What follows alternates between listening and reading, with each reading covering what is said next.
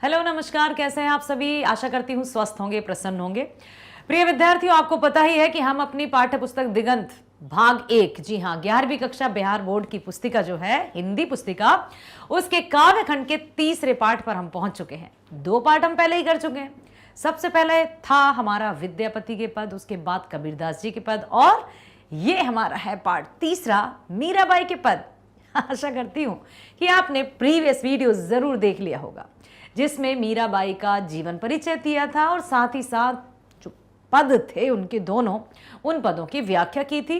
लेकर आ गई हूं पाठ 3 मीराबाई के पद काव्य खंड के तीसरे पाठ के क्वेश्चन आंसर्स, प्रश्न उत्तर। तो यहां पर मैं आपसे बस यही कहना चाहूंगी, कमेंट सेक्शन में आप लोग जरूर बताना कि जो भी आपके विचार होते हैं, जिस तरह से आप लगता है कि जैसे मान लो यहाँ प्रश्न है, उसका उत्तर आपके मन में किस तरह का चल रहा है, यहाँ जो उत्तर लिखा है और जो आपके मस्तिष्क में उत्तर चल रहा है, क्या वो मैच कर रहा है? यदि कर रहा हो तो जरूर मुझे बताइएगा, क्योंकि प्रश्न का उत्तर शब्द अलग हो सकते हैं। ठीक है, शब्दों में थोड़ा थोड़ा अलगाव आ सकता है, परिवर्तन आ सकता है, लेकिन उसका अर्थ तो समान ही होना चाहिए। क्योंकि प्रश्न है कि मान लो तुम कहाँ रहते हो, कोई कहेगा मैं यहाँ वहाँ रहता हूँ, या फिर भोपाल में रहता हूँ, या बिहार में रहता हूँ, घर में रहता हूँ, पृथ्वी पर रहता हूँ। बहुत से बच्चे तो बड़ा मज़ेदार आंसर देते हैं। तो यहाँ कहने का तात्पर्य है कि रहने का पूछा है तो रहने का ही बताएगा ना कोई। ठीक है, जैसे मीरा अपने सच्चे प्रीतम के साथ किस तरह रहने को तैयार है। क्या कहा था उन्होंने कि हर स्थिति में जैसे वो मुझको रखेगा वैसे मैं रह लूंगी, जो मुझे पहरावेगा वो मैं पहन लूंगी, जो मुझे मिलेगा खाने को सहर्ष स्वीकार कर लूंगी। मैं किसी भी तरह की कोई भी शिकायत नहीं करूंगी, और मैं सिर्फ अपनी ओर से समर्पित हूं। मैं ये नहीं कह रही हूं कि कृष्ण भी मुझे उतना ही प्रेम दे या कृष्ण भी मुझे प्रेम करे।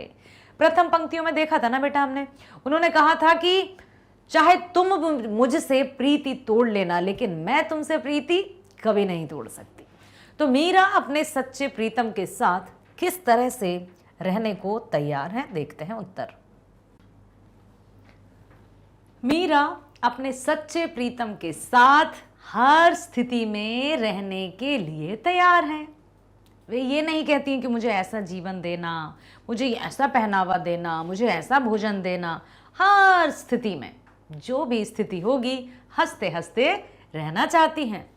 उनके प्रीतम कृष्ण उसे जो पहनने के लिए देंगे वही पहनने के लिए तैयार है।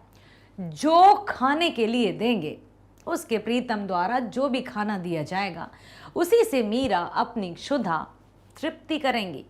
जो स्थान रहने के लिए कृष्ण देंगे वह वहीं निवास करेंगी। और यदि इतना ही नहीं, और क्या कहा है कि यदि कृष्ण उसे बेच भी देंगे ना, तब भी वो किसी भी परिस्थिति में रह लेंगी।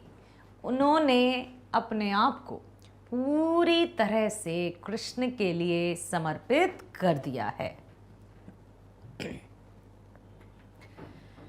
मेरी उनकी प्रीत पुराणी, उण बिल पल न रहाऊं का आशय स्पष्ट करिए। दूसरे पद की पंक्ति है ये कि मेरी अर्थात मीराबाई कहती हैं कि मेरी और कृष्ण की प्रीति तो बहुत पुरानी है। जन्म जन्मों से मैं कृष्ण की प्रेसी हूं, और उन बिन पल न रहा हूं, उनके बिना मेरे जीवन का एक पल भी उनके बिना मैं नहीं बिता सकती। प्रस्तुत पद सगुण भक्ति धारा। अब देखो, सगुण भक्ति धारा समझ गए, निर्गुण भक्ति धारा समझ गए। कबीरदास जी निर्गुण भक्ति धारा के थे। क्यों? क्योंकि वो साकार ब्रह्म को नहीं पूजते थे, मूर्ति पूजा पर आस्था नहीं रखते थे। मीराबाई किसे मानती हैं? कृष्ण को। तो यहां पर सगुण भक्ति धारा की कृष्ण उपासक कवयित्री मीराबाई द्वारा ये रचित है। कृष्ण के प्रति मीरा का एक निष्ठ अटूट समर्पण उत्तरोत्तर अति वेग से उमड़ते भावों से परिपूर्ण है। मधुर भाव की उत्कट प्रेम अनुभूति से वशीभूत मीरा श्री कृष्ण के प्रति सर्वात्म समर्पण करती हैं। सर्वात्म, अपनी आत्मा से, मन, पूरी तरह से उन्होंने कृष्ण को समर्पित कर दिया है। वह श्री कृष्ण पर लुट चुकी हैं, समर्पित हो चुकी हैं, मिट चुकी हैं, श्री कृष्ण के रंग में रंग चुकी हैं। मीरा उनसे पुरानी प्रीति को स्वीकार करते हुए एक पल भी अकेले नहीं रहना चाहती हैं। वे ये मान चुकी हैं कि कृष्ण के साथ उनका जो रिश्ता है, कृष्ण के साथ जो उनकी प्रीति है, वो जन्म जन्मांतर की है, आज की नहीं है। इसलिए कृष्ण के अतिरिक्त उनके हृदय में कोई नहीं आ सकता और वे कृष्ण से दूर कदापि नहीं रह सकते। वह श्री कृष्ण पर लुट चुकी हैं, मिट चुकी हैं। कृष्ण के रंग में रंगी मीरा उनसे पुरानी प्रीति को स्वीकार करते हुए एक पल भी अकेले नहीं रहना चाहती हैं। मीरा का अपने प्रियतम श्री कृष्ण के प्रति सर्वात्म समर्पित करने वाला प्रेम यहाँ पर दिखाया गया है। मीरा प्रेम में उमड़ते हुए ऐसे प्रेम वेग सहजी दृष्टिगोचर होता है। उनके पदों के माध्यम से दृष्टिगोचर मतलब हमें बिल्कुल स्पष्ट रूप से दिखाई भी देता है, समझ में भी आता है कि कितना प्रेम वे कृष्ण से करती हैं।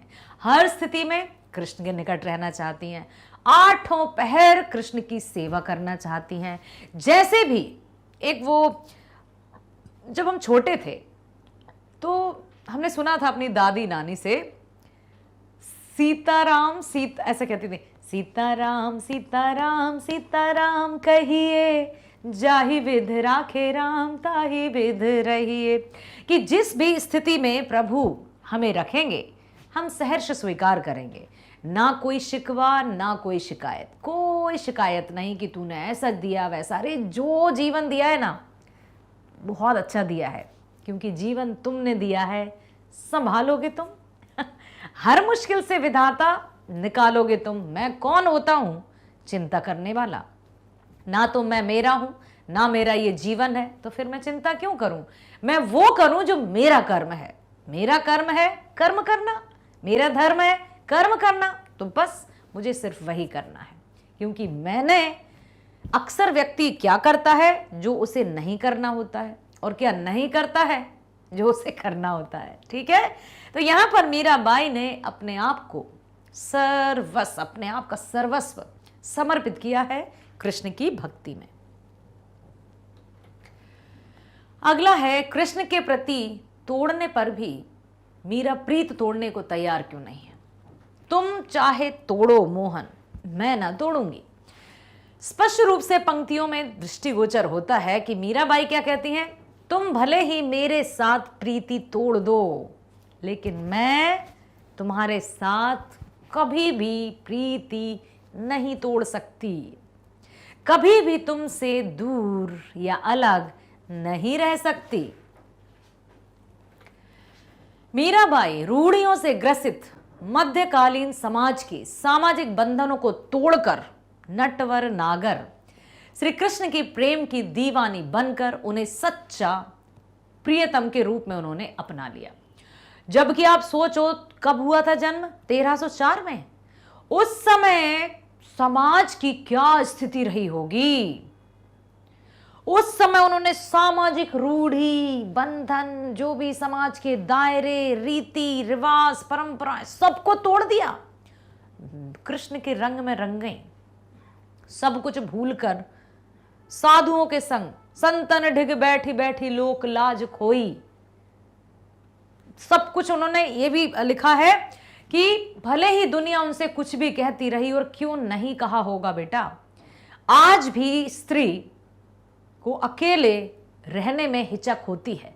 यदि कोई स्त्री, जैसे पति पत्नी थे और विच्छेद हो गया, अलग हो गए किसी भी कारण से, तो अकेला समाज में स्त्री को अकेला रहना आज भी दुष्कर है।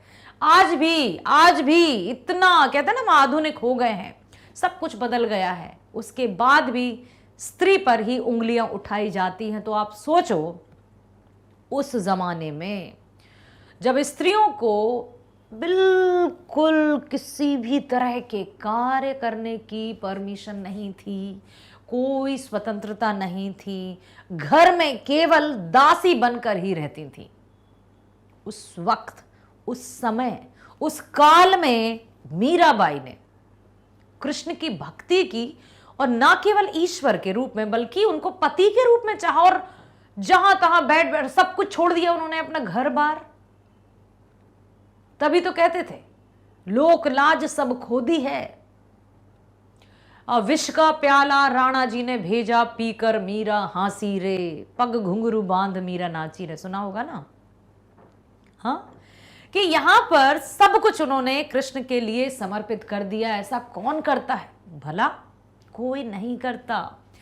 मीराबाई रूढ़ियों से ग्रसित, इसलिए लिखा है कि वो समाज पूरी तरह से रूढ़ियों से ग्रसित था, रूढ़िवादी लोग थे, पुरुष सत्तात्मक समाज था और पूरी तरह से स्त्रियां नेग्लिजिबल थीं। सामाजिक बंधनों को तोड़कर श्री कृष्ण की दीवानी बनकर उनसे सच्चा प्रेम करती हैं और उनको अपने प्रियतम के रूप में अपनाती हैं। श्री कृष्ण के जादुई पाश में इस तरह से बंध गई कि उनका अपना अस्तित्व ही उनमें विलीन हो गया। एक और मैं बता दूं आपको, आप सोचो उस समय कोई प्रिंट, कोई इमेज, कोई मूर्तिकार ऐसा नहीं था कि हर जगह कृष्ण की सुंदर सी तस्वीर रखे हों, नहीं था कुछ भी। फिर कैसे उन्होंने कृष्ण की छवि को अपने मस्तिष्क में बसाया? जैसे हम कृष्ण शब्द सुनते ही हमारे सामने आ जाता है सांवला सा रंग, हाथ में मुरली और बहुत सुंदर सी मुस्कान जिसके चेहरे पर है, वो कृष्ण है। उस समय कोई पेंटिंग्स वगैरह नहीं थी, कोई गूगल इमेज में कृष्ण टाइप करते ही कृष्ण के बहुत सारे फोटोज नहीं आते थे। फिर कैसे उन्होंने अपने मस्तिष्क में कृष्ण की मनोहारी छवि बसा ली? सोचिए, कैसे वे कृष्ण के रूप पर मोहित हो गईं? क्या स्वप्न में कृष्ण ने दर्शन दिए? क्या हुआ होगा कि उनका अपना अस्तित्व भी उनमें पूरी तरह से विलीन। विधवा मीरा, क्योंकि विवाह के 7 वर्ष बाद ही उनके पति का देहांत हो गया, तत्कालीन समाज नियमों के अनुसार सती ना होकर श्री कृष्ण के प्रति प्रेम और भक्ति की उन्मत्त घोषणा करती हैं। जबकि मध्यकाल में सती प्रथा थी, नियम था, पति की मृत्यु हो जाने पर पत्नी को उसके साथ सती होना पड़ता था, लेकिन नहीं मानी उन्होंने बात। और क्या किया? अपना अस्तित्व, विधवा मीरा तत्कालीन उस समय जो सामाजिक नियमों के अनुसार सती ना होकर श्री कृष्ण के प्रति प्रेम और भक्ति की उन्मत्त घोषणा करती हैं। नहीं हुई वे अपने पति के साथ सती, बल्कि कृष्ण की भक्ति की उन्होंने घोषणा कर दी कि मैं कृष्ण को अपने पति रूप में पाना चाहती हूं, उसी की भक्ति करूंगी, उसी में मैं नहीं रहूंगी राजपाट में, मैं नहीं रहूंगी राजसी महल में। और गली गली हरि गुण गाने लगी, ऐसी लागी लगन मीरा हो गई मगन। कितना, मतलब कितना साहस कहां से आया? कैसे कैसे उन्होंने ये सब सोचा? उन्होंने श्री कृष्ण को ही अपना वास्तविक पति और प्रियतम स्वीकार किया। पति को वह कैसे छोड़ सकती हैं जिसके प्रेम में वह अस्तित्वहीन हो गई हैं? अब उन्होंने ये कह दिया समाज से कि मैंने कृष्ण को अपने पति रूप में पा लिया है और मैं पति को कैसे छोड़ूं, इसलिए मैं घर बार सब कुछ छोड़ देती हूं। कृष्ण के द्वारा प्रीत तोड़ देने पर भी वे उनसे प्रीत जोड़ने को मजबूर हैं। श्री कृष्ण के संग तरुवर और पक्षी, सरवर और मछली, गिरवर और चारा, चंदा और चकोर, मोती और धागा, सोना और सुहागा, सब कुछ, मतलब हर स्थिति में वह कृष्ण के निकट रहना चाहती हैं। उन्हीं के समीप रहना चाहती हैं। वस्तुतः मीरा का किसी भी परिस्थिति में प्रीति नहीं तोड़ने का जादुई पाश वे बन चुकी हैं। अगला है, मीरा ने कृष्ण के लिए कौन कौन सी उपमाएं दी हैं, वे कृष्ण की तुलना में स्वयं को किस रूप में प्रस्तुत करती हैं। अब कृष्ण को उन्होंने क्या कहा है, स्वयं को उन्होंने क्या कहा, यह भी हमने देखा ना कि तुम तरुवर, तो मैं उस पर बैठने वाली एक चिड़िया। जो वृक्ष क्या होता है, जो पक्षियों को आश्रय देता है, इसी तरह से तुम मेरे आश्रयदाता हो। तुम अथाह सागर हो, जिसका ना कोई आदि है ना कोई अंत, गहराई अनंत, तो मैं उसमें रहने वाली मछली हूं। मछली का जीवन जल से दूर रहकर नहीं है। जैसे ही मछली को जल से अलग करो तड़प कर मर जाती है, ठीक उन्होंने अपने आप को मछली कहा है, कृष्ण को सागर। ठीक है, तो कई उपमान दिए हैं उन्होंने। ठीक, देखते हैं आगे। मीरा ने कृष्ण के लिए निम्नलिखित उपमानों का प्रयोग किया है। अभी देखिए, तरुवर पेड़, सरवर सरोवर, गिरवर गिरी मतलब हिमालय, हिमालय पर्वत, चंदा चंद्रमा, मोती और सोना। तो ये जो उपमान है वो तो है कृष्ण के लिए। ठीक है, ये सब कृष्ण के लिए है। और स्वयं की तुलना उन्होंने किससे की है?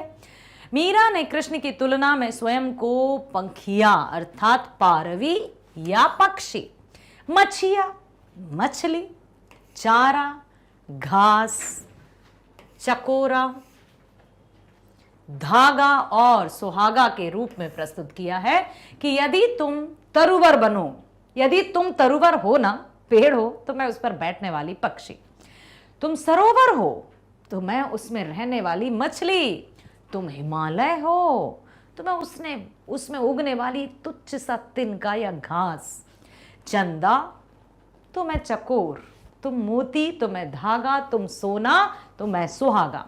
तो ये कृष्ण के लिए उपमान है और ये उन्होंने स्वयं के लिए कहा है। परंतु रहना तो मुझे तुम्हारे ही निकट है। तुम मेरे ठाकुर, मैं तेरी दासी में ठाकुर का क्या अर्थ है? तो ठाकुर तो देखिए कृष्ण के लिए है। उपर्युक्त पंक्ति में आगत ठाकुर शब्द का अर्थ स्वामी, मालिक, सर्वस्व, सर्वेश, भरतार आदि है। पठित पद के आधार पर मीरा की भक्ति भावना का परिचय अपने शब्दों में दीजिए। तो हमने देखा है कि कृष्ण भक्त कवियों में मीराबाई सर्वोपरि हैं, क्योंकि उन्होंने सिर्फ कृष्ण की भक्ति ही नहीं की बल्कि कृष्ण से प्रेम भी किया है। कृष्ण भक्त कवियों में मीराबाई का नाम स्वर्ण अक्षरों में भक्ति शिखर पर अंकित है। भक्ति शिखर समझ रहे हो? शिखर मतलब ऊपर, सबसे ऊपर, शिखर पर, चोटी पर, सबसे ऊपर। तो यदि कृष्ण भक्त की बात की जाए तो कृष्ण भक्त कवियों में मीराबाई का नाम सर्वोपरि है, स्वर्ण अक्षरों में भक्ति शिखर पर है। मीरा की भक्ति माधुर्य भाव की कृष्ण भक्ति है। इस भक्ति में विनय भावना, समर्पण भावना, वैष्णवी प्रीत, अवधा भक्ति के सभी रंग शामिल हैं। कृष्ण प्रेम में अस्तित्व विहीन मीरा तरुवर पक्षी, तरुवर पर पक्षी के समान, सरोवर में मछली के समान, गिरिवर पर चारा के समान, चंदा के लिए चकोर के समान, सोने के लिए सुहागा है। ठीक है, तमाम तरह की लोक मर्यादों को छोड़कर श्री कृष्ण को पति मानकर वे क्या कहती हैं? तुम मेरे ठाकुर, मैं तेरी दासी। बस यही वो अपनी भक्ति में कहती हैं कि हर स्थिति में तुम्हारे निकट हूं। मीरा ने आंसुओं के जल से जो प्रेम बेल बोई है, असुअन जल सींच सींच प्रेम बेल बोई, कि मैंने तो दुख हो या सुख हो हमेशा कृष्ण को ही अपने मन में बसाया है। अब वह फैल गई है और उसमें आनंद के फल लग गए हैं। वह सौंदर्य और प्रेम के जादुई पाश में पूरी तरह बंध चुकी हैं।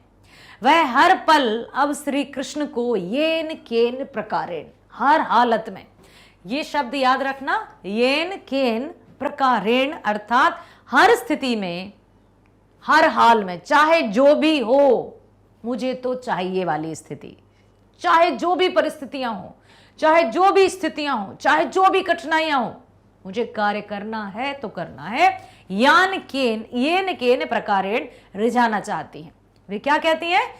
रेणु दिनवा के संग खेलूं, ज्यों तुम ताहिर जाऊं, रात दिन मैं उसके साथ रहना चाहती हूं, खेलना चाहती हूं, उसको देखना चाहती हूं, और जिसमें वो प्रसन्न रहे वो कार्य करना चाहती हूं। मीरा के पदों की कड़ियां समर्पण भाव से ओतप्रोत हैं। इस समर्पण में प्रेम उन्माद के रूप में वह प्रकट होती हैं। उनका उन्माद और तल्लीनता आत्मसमर्पण की स्थिति में पहुंच चुका है। वे आत्मसमर्पण करना चाहती हैं। मीरा के प्रभु गिरधर नागर बार बार बलि जाऊं, वे कृष्ण को अपना समझती हैं, अपना प्रेमी, अपना स्वामी, अपना ठाकुर, अपना पति। वे कहती हैं कि मेरे तो तुम स्वामी भी हो, मैं तुम्हारी दासी हूं, तुम मेरे पति हो, मैं तुम्हारी पत्नी हूं, तुम मेरे प्रेमी हो, मैं तुम्हारी प्रेमिका हूं। तो मीरा के प्रभु गिरधर नागर बार बार बलि जाऊं, मीरा की भक्ति में उद्दामता है, पर अंधता नहीं है। ये नहीं कि वो अंध भक्ति करती हैं, अंधविश्वास करती हैं, कुछ भी कहे जा रही हैं। समर्पण भाव है उनकी। भक्ति के पद आंतरिक गूढ़ भावों की स्पष्ट चित्र है, गहराई से अंतः मन तक। मीरा के पदों में श्रृंगार रस के संयोग और वियोग दोनों पक्ष हैं, पर उनमें विप्रलंब श्रृंगार की प्रधानता है, अर्थात वियोग की श्रृंगारता है, वियोग रस की प्रधानता है। उन्होंने शांत रस के पद भी रचे हैं। मीरा की भक्ति के सरस सागर की कोई था नहीं। जिस प्रकार से कृष्ण के सौंदर्य का, कृष्ण के रूप का, कृष्ण की कहें कि महानता का कोई था नहीं है ना, उसी प्रकार से मीरा की भक्ति का, मीरा की शक्ति का और मीरा के प्रेम का भी कोई था नहीं है। जहां जब चाहो गोते लगाओ, इसमें रहस्य साधना भी समाई हुई है। संतों के सहज योग को मीरा ने अपनी भक्ति का सहयोगी बना लिया है। अगला है गिरधर मारो साचो प्रीतम। यहां साचो विशेषण का प्रयोग क्यों किया है? सिर्फ इतना भी तो लिख सकती थी, गिरधर मेरा प्रीतम। कृष्ण भक्त कवयित्री मीराबाई उनकी उपासना प्रियतम पति के रूप में करती हैं। या तो उनके प्रेमी के रूप में वे चाहती हैं, या वे पति के रूप में चाहती हैं। यह रूप अत्यंत अत्यंत मनोहारी है। उन्होंने कृष्ण को ही अपना वास्तविक पति और सच्चा प्रियतम बताया है। गिरधर मारो साचो प्रीतम। युवावस्था में विधवा मीरा ने वैधव्यता को, जो उनकी नजर में सांसारिक और झूठा था, को थता बताकर स्वयं को अजर अमर स्वामी श्री कृष्ण के चरणों में समर्पित कर दिया। उन्होंने कह दिया, उनके पति का जब देहांत हुआ, विवाह के 7 वर्ष बाद ही मीराबाई के पति का देहांत हो गया। उन्होंने अपने आप को वैधव्य रूप में स्वीकार नहीं किया। उस समय मध्यकालीन युग में सती प्रथा थी, वे सती नहीं हुई। उन्होंने सब कुछ मान मर्यादाएं जो उस समय तत्कालीन समाज में व्याप्त थी, उनको त्याग कर छोड़कर कृष्ण भक्ति में रम गई और कह दिया, कहते ना डंका बजाकर कह दिया कि मैं कृष्ण को अपने पति रूप में चाहती हूं और उसी की जीवन भर पूजा करूंगी, उसी के लिए मेरा जीवन समर्पित होगा, कह दिया उन्होंने। अब क्या कहा? श्री कृष्ण के चरणों में ही समर्पित कर दिया। अर्थात साचो विशेषण मीरा की कृष्ण के प्रति एक निष्ठ अटूट समर्पण की पराकाष्ठा को बताता है। मीरा की भक्ति लौकिक प्रेम का ही विकसित रूप प्रतीत होती है। कैसे? ये दोनों पदों के आधार पर स्पष्ट करिए तो लौकिक, लोक, अलौकिक जो नहीं देख सकते हम, जागतिक या सांसारिक प्रेम और ईश्वरीय या आध्यात्मिक प्रेम। जागतिक, जगत का प्रेम, या सांसारिक प्रेम, ईश्वरीय, आध्यात्मिक, जो स्पिरिचुअल कहते हैं ना, स्पिरिचुअलिटी, आध्यात्मिक, तो ये ईश्वर जन्य प्रेम है। जगत या सांसारिक ये भौतिक है। किसी शायर ने कहा है, हकीकी इश्क से पहले मिजाजी इश्क होता है। ओहो क्या बात है, एक बार और पढ़ते हैं। हकीकी इश्क से पहले मिजाजी इश्क होता है, अर्थात ईश्वर से प्रेम करने या होने के पूर्व सांसारिक प्रेम होता है। अच्छा, ओके। जो अपने रक्त संबंधियों से, अपने परिवेश से प्रेम नहीं कर पाएगा, वह ईश्वर से क्या खाक प्रेम करेगा? ये लिखा है किसी शायर ने। क्या बात है। मीरा कृष्ण को पिया संबोधित करती हैं, संबोधन देती हैं। पिया अर्थात पति। भारतीय समाज में पति पत्नी के संबंध को अत्यंत आदरणीय, सम्मानीय और प्रधान माना जाता है और बहुत ही अच्छा स्थान प्राप्त है। विशेषकर हिंदू समाज में, जहां हर विषम परिस्थिति में यह दाम्पत्य बंधन अटूट बना रहता है। समाज में पति पत्नी का रिश्ता बहुत पवित्र, सम्मानीय माना जाता है। पति पत्नी एक दूसरे के व्यक्तित्व के परिपूरक होते हैं, एक दूसरे पर आश्रित होते हैं। मीरा का कृष्ण के प्रति प्रेम निवेदन एक पत्नी के प्रणय निवेदन की तरह है। जैसे पति और पत्नी का जो रिश्ता होता है वो पवित्र होता है, सम्मान्य होता है, उसी तरह से मीरा भी कृष्ण को अपने पति रूप में चाहती हैं और पूरी तरह से समर्पित हैं। ये प्रणय निवेदन की तरह ही है कि विवाह रचाना चाहते हो तो इसमें बुराई क्या है। उन्होंने कहा, अंतर सिर्फ इतना है कि यहां कृष्ण अलौकिक है, ईश्वर है, परम पुरुष ब्रह्म स्वरूप है।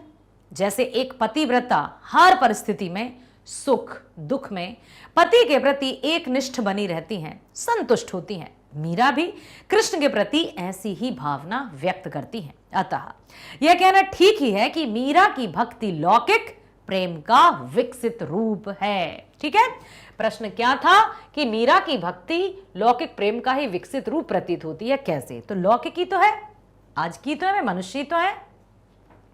अब चलते हैं पद के आसपास। मीरा राजस्थान की थी।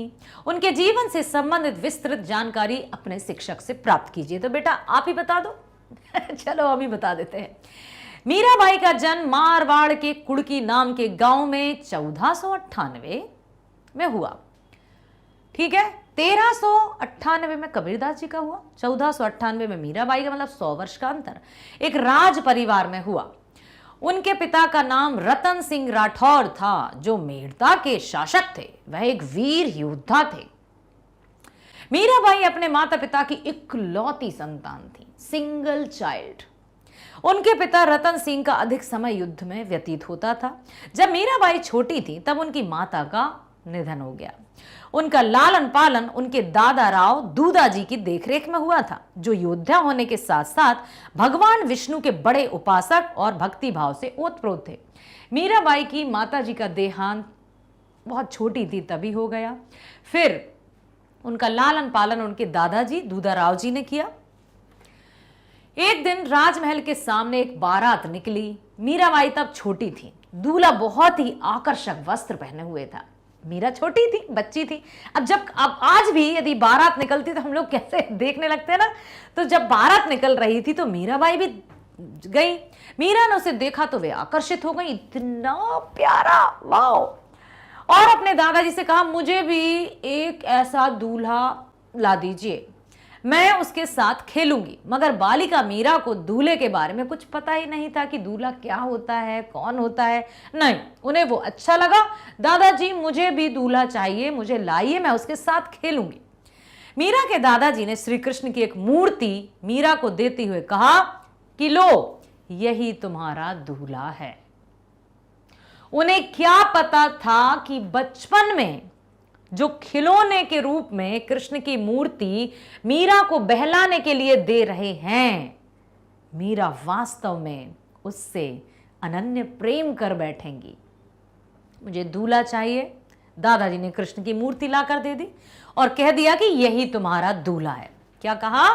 मीरा के दादाजी ने कृष्ण की एक मूर्ति मीरा जी को दे दी और कहा कि यही तुम्हारा दूल्हा है, इसकी अच्छी देखभाल करना। अब मीरा को जो चाहिए था उसे वह मिल गया।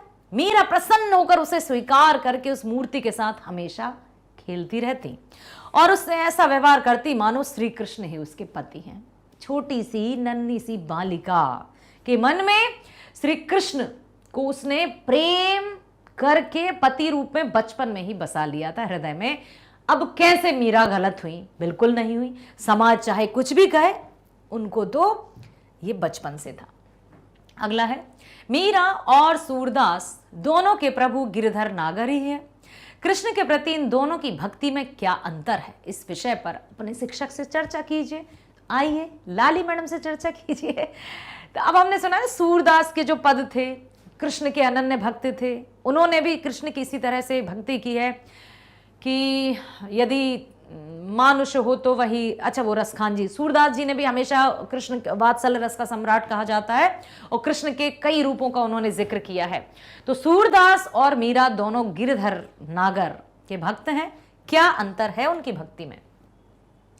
सूरदास जहां प्रभु के प्रति वात्सल्य भाव से भरते हैं, उनके बचपन के रूप, मनोहारी रूप का वर्णन करते हैं, तो वहीं मीराबाई आकर प्रभु को ऐसे रूप में पाठकों के सम्मुख प्रस्तुत करती हैं जहां पर मात्र भक्ति है और भक्ति के अतिरिक्त और कुछ नहीं। वह भक्ति में डूबी हुई है, वह स्वयं को दासी बना चुकी है।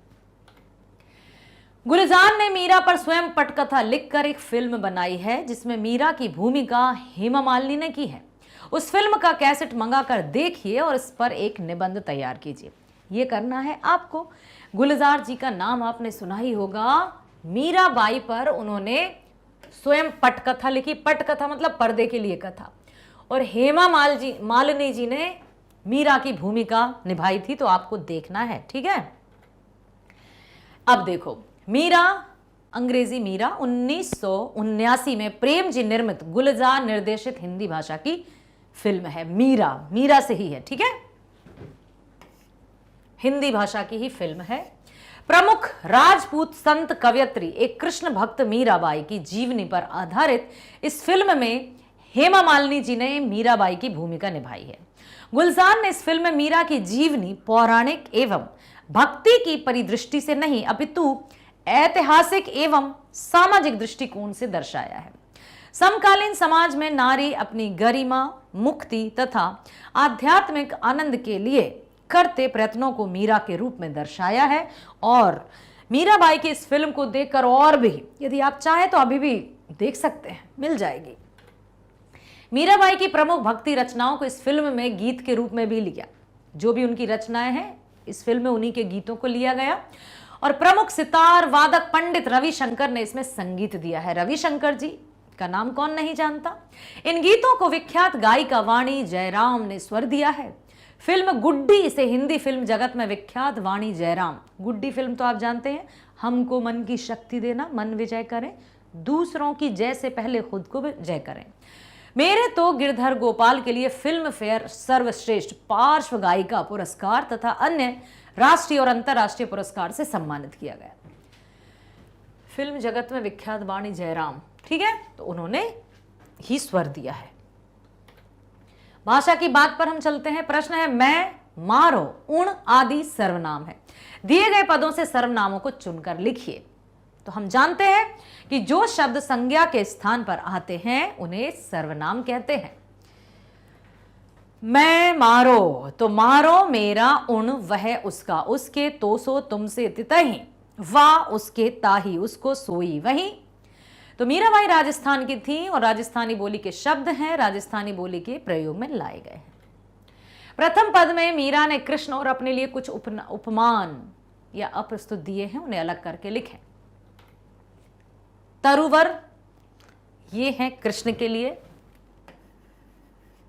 ठीक है, और ये है मीरा के लिए। तरुवर कृष्ण, तो मैं पक्षी, पंखियां, पक्षी।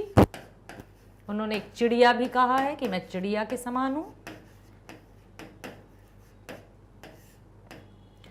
सरवर, तालाब, मछली। गिरिवर, चारा, घास, चंदा, चकोर, पक्षी, सोना, सुहागा, ठाकुर और यहां दासी। मीरा के इन पदों में भक्ति रस है। भक्ति रस का स्थायी भाव ईश्वर विषयकृति है। अन्य रसों की सूची उनके स्थायी भाव के साथ बनाइए। क्या प्रश्न आया है, क्या किसी को पता है मुख्य रूप से रस कितने होते हैं? नो, वाओ, जिसने भी उत्तर दिया है बहुत बढ़िया। भरत मुनि के अनुसार रस कितने थे? 8, बहुत सही। तो अब देखो, रसों में सह अर्थात रस ब्रह्म ही है। रसों की संख्या भिन्न आचार्यों ने 8, 9 और 11 निर्धारित की है। भरत मुनि के अनुसार 8, उसके बाद 9, फिर भक्ति रस और वात्सल रस भी आ गए तो 11 हो गई है। निम्नलिखित शब्दों के पर्यायवाची शब्द लिखिए। रात, रात्रि। अच्छा, एक और मैं यहां पर आपको बताना चाहूंगी कि रस में जैसे सबसे पहले मैं आपको बता दूं श्रृंगार, ठीक है, रसराज कहा जाता है। वीर, हास्य, हास्यरस, करुण, भयानक, ठीक है, और रौद्र,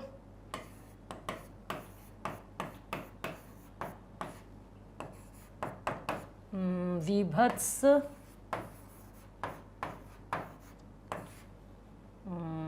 नवा तो है हमारा शांत। एक और कौन सा बच्चा है? श्रृंगार, वीर, हास्य, करुण, भयानक, रौद्र, विभत्स हमारे भाव हैं। गुस्सा आया, खुशी आई, वीर आया, दया आई, डर लगा, भयानक हो गया। ठीक है, एक और कौन सा आ रहा है बेटा, बताएंगे आप कौन सा जा रहा है यहां पर? तो श्रृंगार रस को रसराज, वीर तो वीरता है, हास्य हंसी, करुण भयानक, रौद्र विभत्स एक स्किप हो रहा है।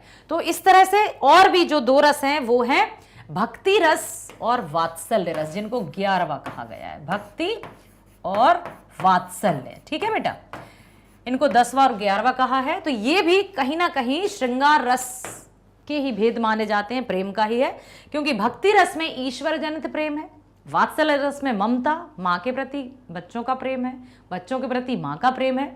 इसलिए अब हम चलते हैं पर्यायवाची की ओर। रात को क्या कहते हैं? निशा कहते हैं, रात्रि कहते हैं, रजनी कहते हैं। दिन को क्या कहते हैं? दिवस कहते हैं, वार कहते हैं। प्रभु, परमात्मा, ईश्वर, स्वामी, ठाकुर, तरु, वृक्ष, पेड़, तड़ाग, तालाब, ठीक है, सर, सरोवर, चंद्रमा, निशार, रणनीतिपति, सोना, कनक, स्वर्ण, ये सब कहते हैं। मीरा की भाषा ब्रज मिश्रित राजस्थानी है। ये दोनों हिंदी क्षेत्र की उपभाषाएं हैं। बिहार प्रदेश में कितनी उपभाषाएं हैं? तो देखो, बिहार प्रांत में निम्नलिखित उपभाषाएं बोली जाती हैं, जिनके नाम इस तरह से लिखे हैं। भोजपुरी, छपरा, सीवान, गोपालगंज, पश्चिमी चंपारण, आरा, भोजपुर, रोहतास, कैमूर में ये भाषाएं बोली जाती है। मैथिली कहाँ बोली जाती है? पूर्वी चंपारण, मुजफ्फरपुर, दरभंगा, सीतामढ़ी, समस्तीपुर, मधुबनी, पूर्णिया, अररिया, कटिहार, सहरसा, मधेपुरा, सुपौल। मगही कहाँ बोली जाती है? पटना, गया, चतरा, औरंगाबाद। अंगिका, भागलपुर, पूर्णिया या कुछ भाग नौनचीनी। वज्जिका, वैशाली और पूर्वी चंपारण का कुछ भाग।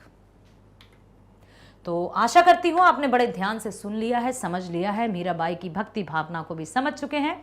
और अधिक जानने के लिए आप मीराबाई की जो फिल्म थी उसको जान सकते हैं, देख सकते हैं, ताकि और आपको देख कर, कहते हैं ना, जो हम देखते हैं वो हम कभी भूलते नहीं हैं।